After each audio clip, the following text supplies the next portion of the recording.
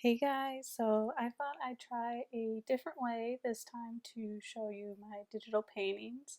I'm going to show you two of them in this video. They're already finished, so that's why I'm trying it a little bit of a different way. So I'm going to kind of just show you step by step kind of what I did and kind of talk a little bit about how I do my digital paintings. So first, I like to start with a blank black background. It's kind of easier to paint on top of, as well as it kind of lets you see if you're missing any spots that you missed to paint, I guess. And then, so I like to start with a main piece, which is kind of where I grab all my colors from. So I'm kind of laying down the coloring before I kind of go in for detail work. I usually leave the background exactly how it is, and I really don't change it unless there's something very important or detailed about it that I want to kind of emphasize. So I bet you can kind of guess already who this is, but let's keep going. So then after that, I kind of like the background to kind of overtake the main subject person, just so that when I start painting on top of it, I'm kind of good, I'm okay. I'm not gonna paint more background on accidentally over the character or person or whatever I'm painting. And then I like to work on the skin next. I use a very, very small brush on this, which is why you can really see the emphasized color stroking inside of it. But it's really because there was so much color variations that I really wanted to make sure that I was going to get all the color placed. And then I went in and detailed the ear.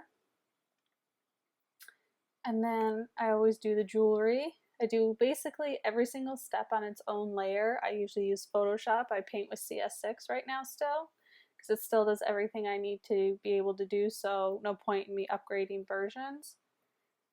And then after that, I like to start detailing in more on the face. So I did the lips next.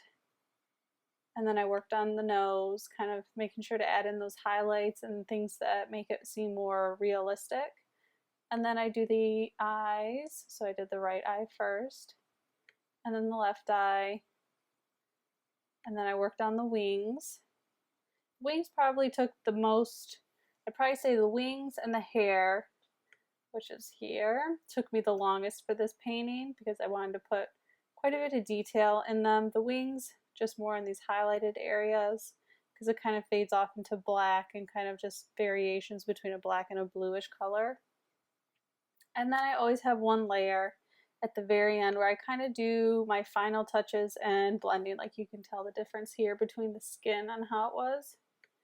And now just kind of smooth it out, make everything blend better, make it seem more realistic, change things if I want to, change the shape of the nose a bit more, or shape of the ears, or do other little fixes, because sometimes when you're working on these paintings, you're so zoomed in and you get so focused on something that it's kind of hard to see it as the big picture. I mean, it looks good one way, and then sometimes once you see it as the whole, you're like, oh man, that doesn't look too great. Let me rework on this a little bit. And then I always like to stamp on my little logo somewhere. But this is N from the Hide video. I usually get most inspired by certain pictures or images that I see if it's popped with color. Like what I found most inspiring about this was N's hair. I loved the red, and I thought I could really practice on some of my hair detailing techniques. I did actually do this painting, I think about a year ago, so it's not as skilled or fine as what I'm able to do now, but I still like to look back and kind of see my before skills to what I'm at now. So let's move on to the next painting. Okay guys, so this is going to be the next painting. It was probably one of the first K-pop paintings that I've probably ever done. So can you guess already who it is? Just from my base? So for this one, my base I kind of did a little bit differently, just because of, if you know, this is from No More Dreams, J-Hope from BTS. He has this spiked mask that he wears. I didn't want to kind of mucky it up with doing a base coat, I guess you could say, for this painting, because of how detailed the mask was going to need to be, so I just left it without blank and kind of do my base, like I say, my main base, where I just fill in kind of the colors. So when I go in with more detailed colors, I have that base color to kind of grab from as well. I did change his eye color in comparison to the original image, just because I like eyes, I always find is a big focal point. I do spend quite a bit of times on the eyes, no matter what painting it is. I just think it helps, you know, define a character or a person. So next, after I did the mane, I worked on his eye. I always kind of just make it a flat color when I paint it, or it can be some smudged mess, but I just want to get kind of the color in there. So that's what it looks like after. For the eyebrows, I kind of just added more hair look and texture to it to kind of define it, to make it look more real. And then I worked on his hair. So here's kind of like just the hair, finding the color, the highlights, some of the lowlights, the dark points, and then I kind of go in and I blend it all together just to give it a little bit more emphasis. But he had some like bigger black splotchy dead spots.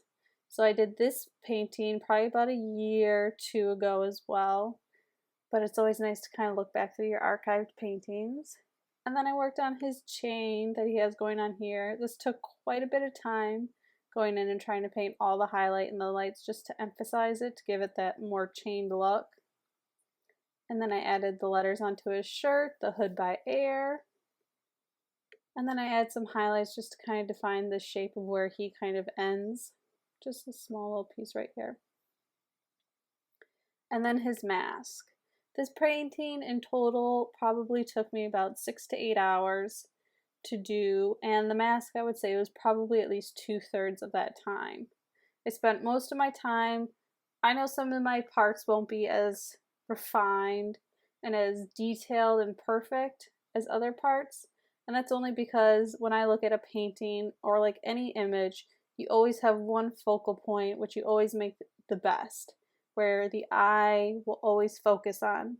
So I always spend the most time on that spot, and I just try to make that as perfect as possible. So that's what I did here with his mask.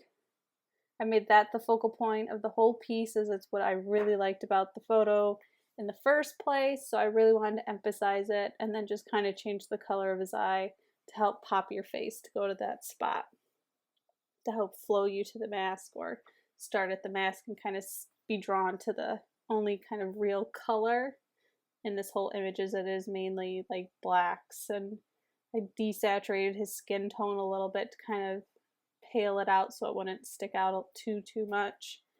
But I do love how the mask came out. It took so much time, and I really enjoyed painting this. And then of course I stamped my little mark on it as well. So I hope you guys enjoyed this little different style to my digital paintings instead of actually watching me paint my way through it. Let me know if you like this way better. I'd be more than happy to do it this way, or kind of maybe do a more time-lapse style. So every few minutes I'll take a quick photo of what my painting looks like at that time, instead of kind of doing a sped up version, because I know it is a little hard to kind of see my paintbrush, as it does usually blend in with the background quite a bit. But again, I hope you guys really enjoyed this video. Let me know your comments down below on what you think, or suggest on who you'd like to see me do a painting of next. I already have someone lined up for a new album that's dropping, so I'm kind of really excited to show that to you guys. And until the next video, bye guys!